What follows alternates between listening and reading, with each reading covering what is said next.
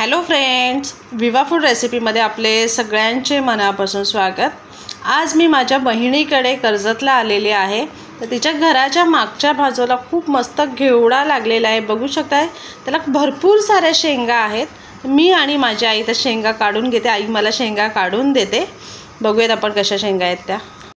इथे बघा किती हिरव्यागार आणि ताज्या अशा शेंगा आहेत, कोणताही केमिकल वापरलेला नाही आहे। त्यांनी घरगुती जे खत तयार करता येतो भाज्यांचा वगैरे ते तिने टाकून त्या झाडांना खत दिलेलं आहे। इथे बघा वरती भरपूर शेंगा आलेल्या आहेत, काही शेंगांना सुकलेल्या आहेत, आपण त्या सुद्धा काढून घेणार आहोत।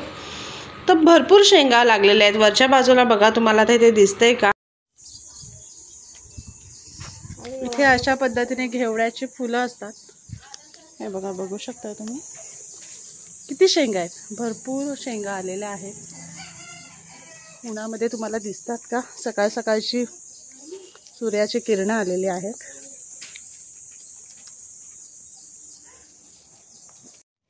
एवढ्या सुक्या शेंगा मिळालेल्या आहेत। आता ह्या सुक्या शेंगा ज्या आहेत आपल्याला उन्हामध्ये वाळवायचे आहेत, त्याचे दाणे काढून आपल्याला ते ठेवून द्यायचे। त्याची आमटी किंवा सुकी भाजी सुद्धा होते। इथे बघा ओला घेवडा केवढा निघालेला आहे। आता आपण ह्याची भाजी करणार आहोत। सगळ्यात पहिले ते तोडून आपण साफ करून घेणार आहोत।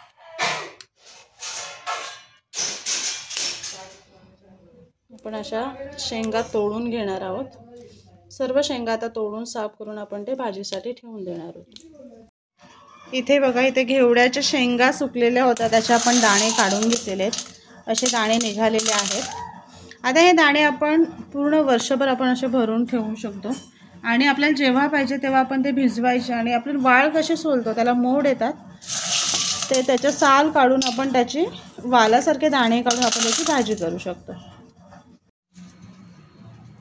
इथे बघा सर्व घेवडा मी मोडून घेतलेला आहे।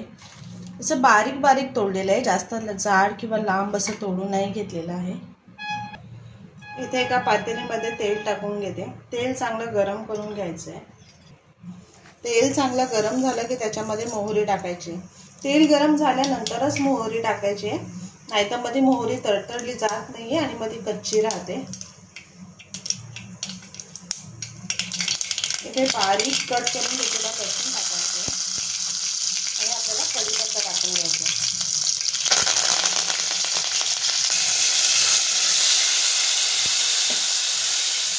इथे मी अद्रक, लसूण, मिरची आणि कोथिंबीरची पेस्ट टाकून घेतलेली आहे। त्याच्यामध्ये आपल्याला लगेच एक मीडियम आकाराचा कांदा कट करून घेतलेला आहे, ते टाकून घ्यायचं आणि परतून घ्यायचं। मध्ये आपण टोमॅटो टाकून घ्यायचे। टोमॅटो पण आपल्याला व्यवस्थित परतून घ्यायचे, सॉफ्ट होईपर्यंत। इथे मी थोडं हिंग टाकून घेते, हळद आणि मसाला, घरगुती आगरी मसाला आहे। मसाला तुम्ही तुमच्या चवीप्रमाणे तुम्ही कसं तिखट खाता त्याच्यानुसार तुम्ही टाकून घेऊ शकता। आता ह्याच्यामध्ये आपण स्वच्छ धुवून घेतलेला घेवडा टाकून घेऊया आणि परतायचं। एकदाच नाही टाकायचं, थोडं थोडं करून टाकायचं, जेणेकरून ते व्यवस्थित परतलं जाईल।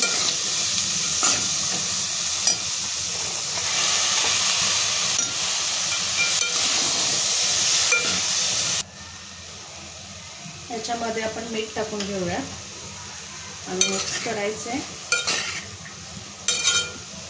ह्याच्यावरती आपण झाकण ठेवायचं, पाणी टाकून नाही करायचं, वाफेवरती आपण ते शिजवून घेणार आहे। आणि ताटामध्ये आपल्याला पाणी ठेवायचं। तर हे ताटामधलं पाणी जे वाफेने पडेल त्याच्यावरतीच आपण भाजी शिजवून घेणार आहोत। इथे आपली वाफेवरती भाजी शिजत आलेली आहे, किती मस्त झालेली आहे। पाणी पण त्याला थोडंफार सुटलेलं आहे, जास्त ओली नाही आहे। आपण ते सुकीच करणार आहोत, पाण्याचा वापर न करता। आता इथे आपली 80% भाजी शिजलेली आहे। आता ह्याच्यामध्ये मी थोडा गूळ टाकून घेते, हे आपण भाजी गोड करणार आहोत। गूळ टाकून पुन्हा आपल्याला ते मिक्स करायचं आहे आणि झाकण ठेवून पुन्हा आपल्याला ते शिजवून घ्यायचं आहे। फक्त मध्ये मध्ये 2-2 मिनटं गूळ ते विरघळण्यासाठी आपल्याला ते हलवत राहायचं आहे।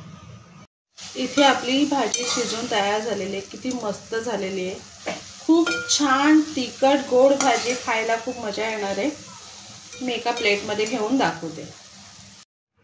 इथे आपण कोथिंबीर टाकून घेऊया।